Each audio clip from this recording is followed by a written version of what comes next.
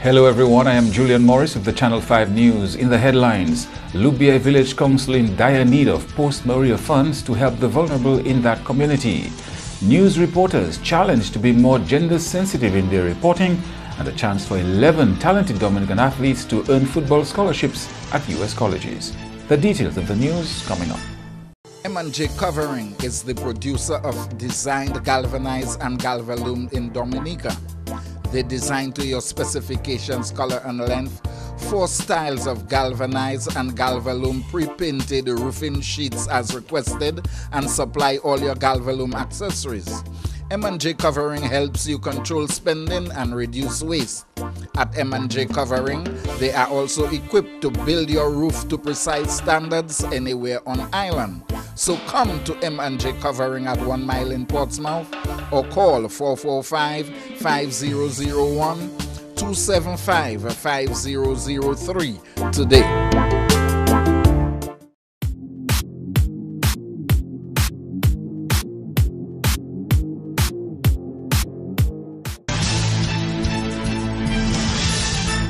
First stop in the news, chairperson of the Libya Village Council, Kathleen John Baptist, says they are anxiously awaiting funds to assist the vulnerable in that constituency. Idona John Baptist reports. Castle Comfort, Leopoldville, Walhouse, Libya, Madrell and Forbawa fall under the Village Council's responsibility. Its chairperson told Channel 5 News their role in the aftermath of Hurricane Maria has been restricted with the scarcity of funds. We've tried to do the best we can, but a lot of the challenges are beyond our control as a council. Certain things that has to be done, we haven't got the funds to do it. There's loads of things that has to be done. I mean, the roads, the cleaning, even like galvanizing of the road is still not being taken out because it's a lot. We haven't got a truck to handle that. The Department of Local Government and Community Development supervises the operations of councils, particularly in their use of funds provided to them by central government. We haven't had anything given from central government with regards to cleaning up or doing anything after Hurricane Maria. It's just up to us to do what we can with what we have. And what we have is quite limited. But there are lots of challenges to do. I mean, the whole country is going through a thing that is unbelievable, really, because it's going to take a long time for us to get back to where we were, the whole country, not only in Libya. Facing more than 50% damage to the housing stock in the constituency, John Baptist laments what she sees as the lack of effort by the state to temporarily relocate especially vulnerable residents. A lot of the people lost their homes in Libya, especially the people close to the river. I mean, I know people across the road to us that's lost everything in their home, and they're not living there now. Not much has been done in as much as rehousing them and relocating them yet. I mean, people that were in the shelter, we've managed to get, well, there's no one there now. We've managed to help them find alternative places to live. I find that a little more should be done to help our people, especially the ones that cannot help themselves. People with children and so on, and elderly and disabled. I think more should be done to help them. While the Libya Village Council received some funds last year, upon being sworn into office in July 2017, those monies are to be used only for the rehabilitation of the playing field. On the positive side, they did, and it also was given to the council. One of our top things that we were looking at to do was to the playing field, to get the playing field lighted up and everything. And the government did give us the fund for that. But the fund is in the account, still waiting, because after Hurricane Maria, the whole playing field turned into a waterlogged and river. The river was in the playing field. So up to now, we haven't, or we cannot do anything about that yet. So there's no way those funds could be redirected into other projects? To do that, you would have to go through a system that is there to go through a system to do that. You cannot just move one fund to another. It was given for the playing field, and it has to stay for the playing field until otherwise. But we have to go through a system to get that done. And still in Libya, the residents of 3rd Avenue, Libya, are back in their homes with no immediate danger in sight. This after the fire department advised them and their neighbors to evacuate their homes Monday night after major earth movement was reported in the area. Residents were reportedly in a state of panic after hearing a loud commotion believed to be associated with land movement in the heights of the community. In more news now, media professionals around the Caribbean are being challenged to be more gender sensitive in their reporting. Here is Andrea Louis with more. The word from President of the Caribbean Media Association, Wesley Gibbings, when he addressed a CAFRA organized workshop on Tuesday. CAFRA, that is the Caribbean Association for Feminist Research Action, is hosting a 2-day workshop under the theme Integration of Gender Lens and Human Rights Focus in Journalistic Practice.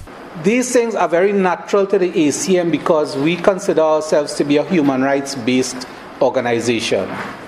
In addition to the work that we do in terms of the professional development of journalists, one of our primary objectives or pillars of the work that we do is the promotion of freedom of expression, press freedom.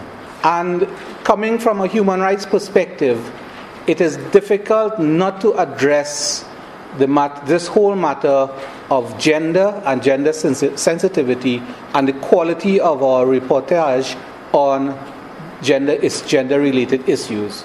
Even as it has evolved over the years to become much more than the bipolar matter of male and female, because gender in all its manifestations now really covers a spectrum as opposed to two distinct and discrete poles as was in the past.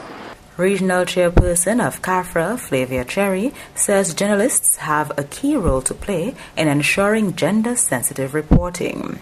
As media professionals, you are the major and most influential source of information in our region. And we want you to know that we have the highest regard for the very valuable work that you do, which is all too often done in an environment of resource constraints and uncooperative public officials.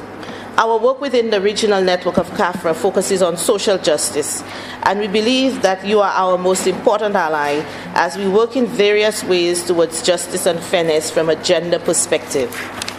Our focus in this respect is to build a kind of gender awareness which will put gender on the agenda of the media in our region.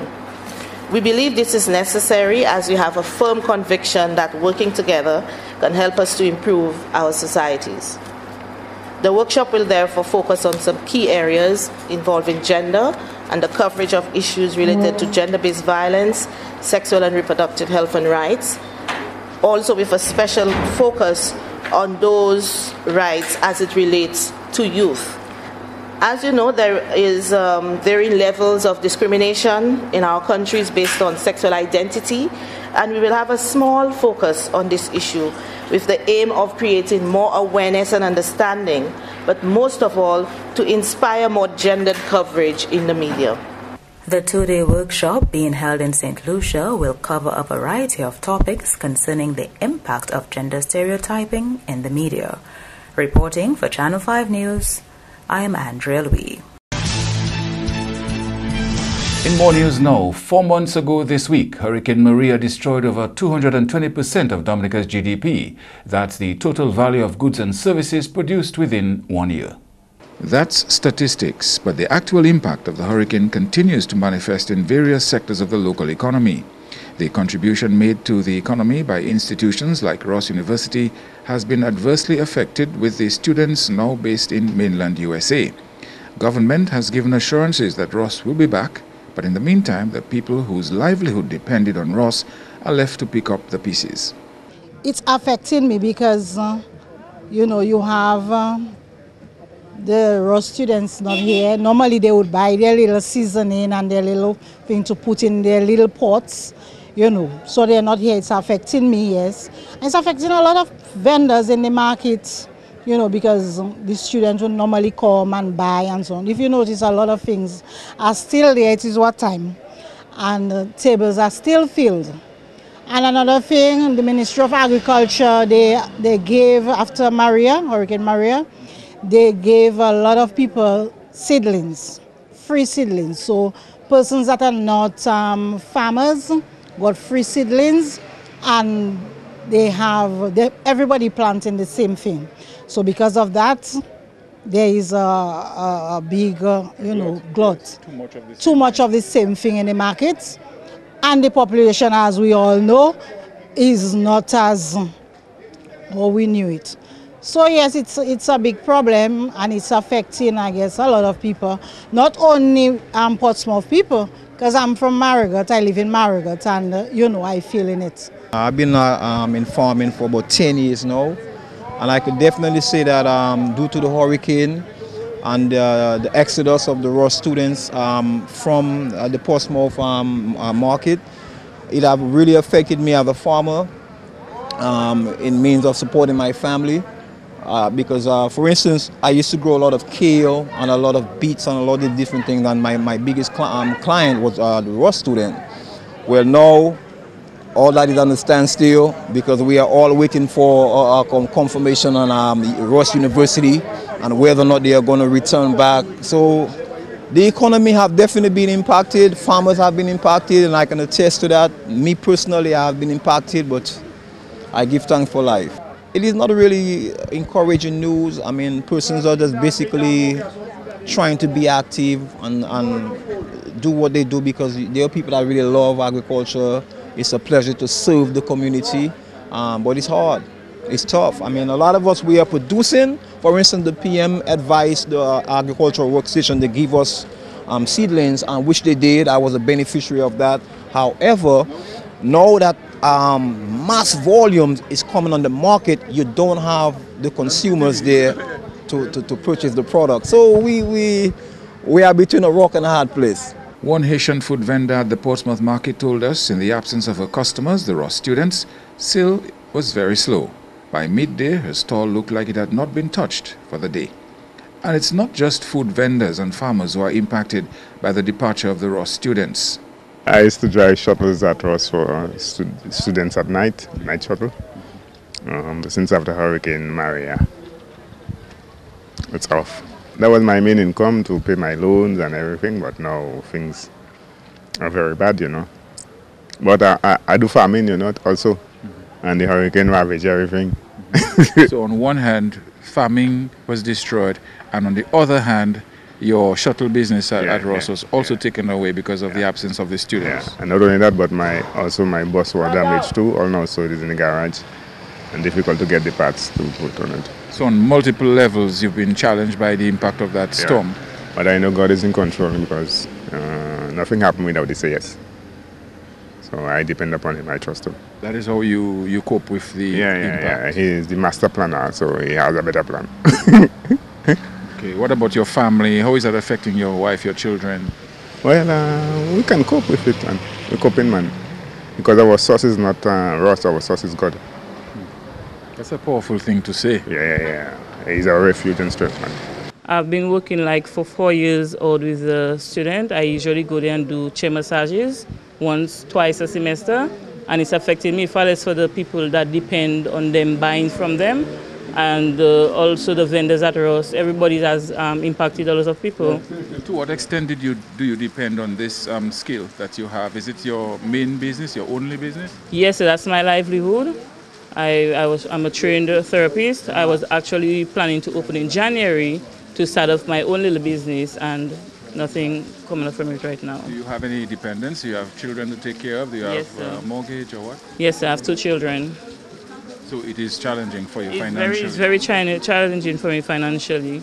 What, if the Prime Minister is watching now, or the government is watching now, what would you say to them in terms of in what way can they best help people like yourself who have all of a sudden found themselves with really in a bad situation with the absence of the raw students? Well, the way they can assist us is, first of all, I don't know what they're doing for the people with houses, the landlords in Picard. But the other way they can assist us is the farmers that rely on them right now. The money that they're dependent on, they have not yet received it. That now has brought like price gouging literally. Around the tomatoes is like $11 a pound. You understand? In Roseau, yeah, it's more reasonable, but for everybody, the majority of the people go to Roseau and shop, as we know. You understand? So if they help people as they had promised, because I listened to the Prime Minister spoke, and promises that were made, you understand? I'm not yet seeing it fulfilled. Any specifics on that area? Yeah, well, they said they were going to help the landlords in Picard. That was their first priority, to ensure that Ross resumed in January. And right now, we don't even know when Ross is going to come back. They said that they were going to, and I know for sure the money they receive for the farmers is not from government pocket. Do you think the rest of Dominica is underestimating the impact of the loss of the students on the economy? Yes, they are. Yes, they are. And we will soon feel it. Because some people might think it's just Portsmouth. No, it's not just Portsmouth at all. These people travel to and through. They use the hospital, you understand? All these things, they're connected, and just now, soon, we will feel it. In more news now, the parliamentary representative for Portsmouth is optimistic that Ross University continues to remain committed to returning to Dominica. This after the university was forced to move its 1,400 students to Knoxville, Tennessee as a result of the impact of Hurricane Maria on the school. 154 employees received redundancy letters in early January with a promise that the medical school would reopen in April 2018. MP for Portsmouth Ian Douglas says Ross will be back, and ongoing renovation works and construction of steel frame buildings on campus are indicative of the school's commitment to resuming operations here. And that, to my mind, is indicative of them wanting to come back and to build back better and to establish themselves even more formidably than they had before the hurricane. That is to say, to remove all of the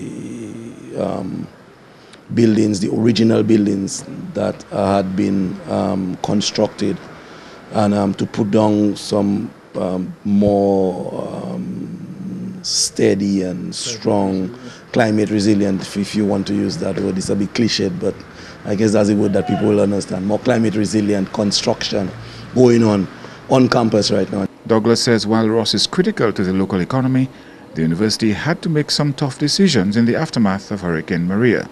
It is sad that some people had to be made redundant. Any loss of jobs anywhere in Dominica is a cause of concern, let alone here in Portsmouth. Ross is the mainstay of the economy. But I am still, in my optimism, saying that economically it would have been better for us to lay off some persons, because they would have to continue to meet those salaries. They have been meeting those salaries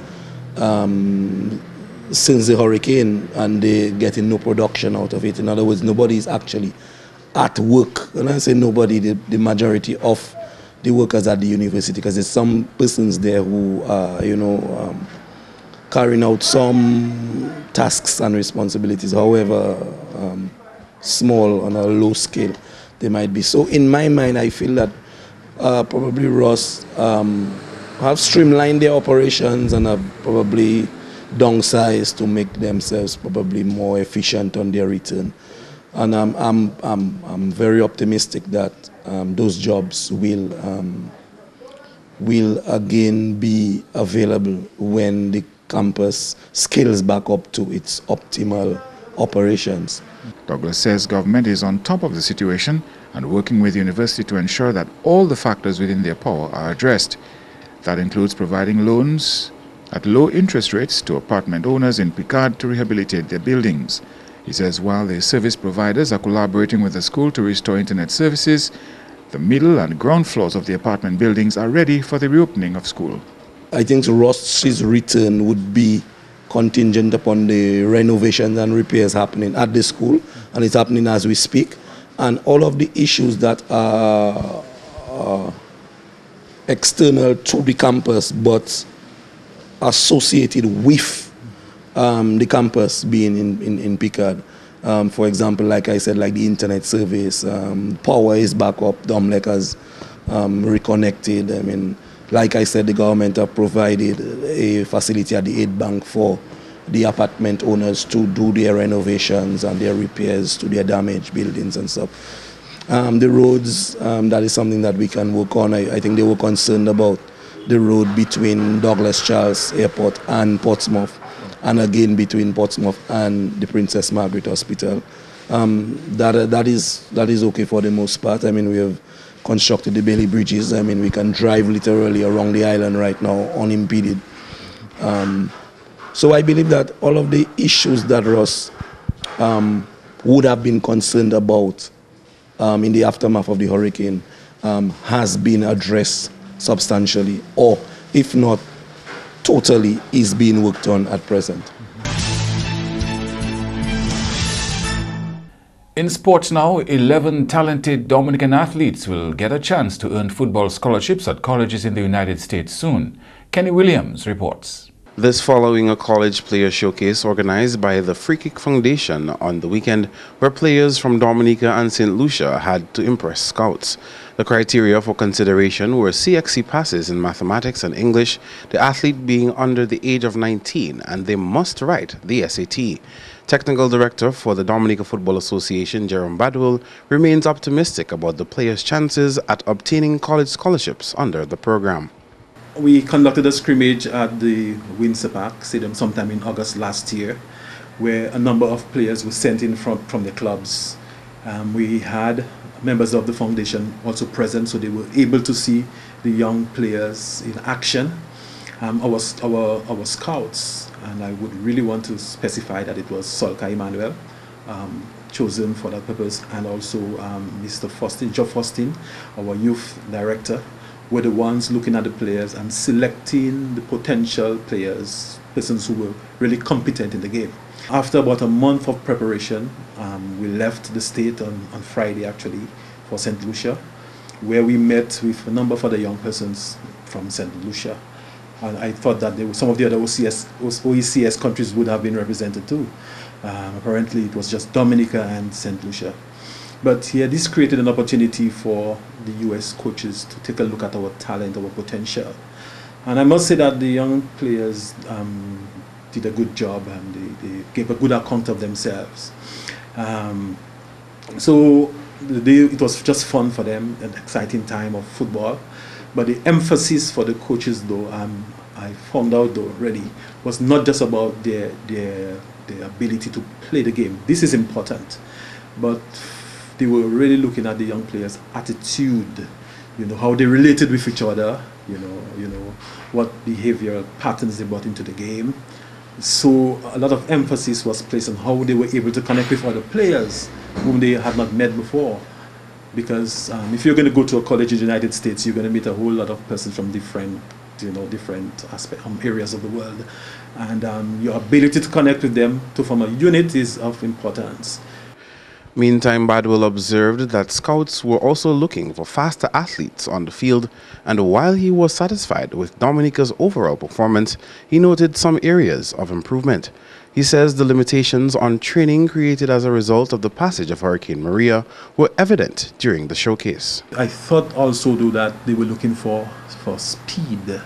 The game has evolved so much that the speed that the game is played is one of the uppermost requirement by clubs and teams. And I believe one or two players we were told needed to improve in their speed, need to lose a little weight and that kind of thing, because in the scrimmages we had an opportunity for the players to show what exactly it is that they have. The small-sided games, though, I must make mention of one of the players, Packer, gave a good show of himself in the small-sided games, scoring goals. As a matter of fact, our players were outstanding as far as goal scoring were concerned. So a number of our players were able to hit the net. One of the things that we know has been a challenge for us over the years in Dominica. I believe a number of the players would have already been in game situation. So being out of game situation for about four months, I believe caused a number of them to accumulate a little bit more weight than they should have had, But what we tried to do, though, in the time allotted us, is to get them to a certain level of fitness. As to how effective we were getting them to the point that they should be, is another question, to be asked. But I believe if those young persons were already in competition throughout that period of time, we probably would have seen a better display, especially for one of the players who, as I said, who did exceptionally well. But I believe that with a little less weight, the player would have been quicker and be able to accomplish much more. In 2017, 7 Dominican players took part in the showcase. 6 of them benefited from scholarships to attend universities in the United States. The players selected for this year's showcase were Michelin Morgan, Norton Vidal, Cassim Peltier, Marcellus Bonney, Elwin Jean-Louis, Eustace Philip, Dylan Augustine, Dante Moses, Nick Anthony, Usher George, and Delroy Parker. Kenny Williams, Channel 5 News. And 2 local footballers have been given the green light from the local governing body to play football in St. Lucia. Notorious striker Randolph Peltier and former Bath Estate FC player Delbert Graham left Dominica Tuesday to continue playing football with Northern United All-Stars, a team based in St. Lucia, who are league champions. The 2 players will be taking part in the CONCACAF Club Championship. Northern United All-Stars signed them specifically for that competition. Peltier had been the leading goal scorer in various leagues around the island, while Graham is a well-known name on the football field. In an interview with Channel 5 News, Peltier spoke highly of this opportunity, saying it is a chance for him to take his career in the sport to a higher level. It's a good opportunity for me. That's why I'm looking forward to joining the club and just giving it my best shot, because I know it's a professional league, not really professional, but it's a good experience for me. Over there you can be seen, but in Dominica there's no one to be looking at you to see your talent. So out there I'm just going to give it my best shot, like I said, and hoping to work hard. Our friend Maggie, who pushed forward to telling the club about us and giving our backgrounds, so they haven't really seen us play, but being told about us, I spoke to the coach, and he's expecting a lot from me. Like Peltier, Graham says Dunstan Peters had a major role to play in making this opportunity a reality for them. He encouraged other players to continuously improve on their craft in order to achieve great things. You just work hard and try to see if you can reach the same place too. Yeah. So you have to thank Maggie for the hard work. For that one for Maggie, we have been getting that opportunity. It's he that pushed it. It wasn't DFA, it was nothing about DFA, it was just Maggie. Okay, so this is not a DFA? No. Okay. It was Maggie that did it on his own. Okay. Yeah, to get us across there. The CONCACAF Club Championship will feature 8 competing teams and is scheduled to begin on January 27. Rudolph Thomas Enterprise in Portsmouth, your suppliers of building materials and hardware products. Over 20 years experience in the business. Rudolph Thomas has lumber and plywood, galvanized and fenced pipe. Check out Rudolph Thomas for ceramic and vinyl floor and wall tiles, nails, nuts and bolts, paint and painting supplies. And check out their line of electrical and hand tools. Go now to Rudolph Thomas on 1240 Bay Street in Portsmouth.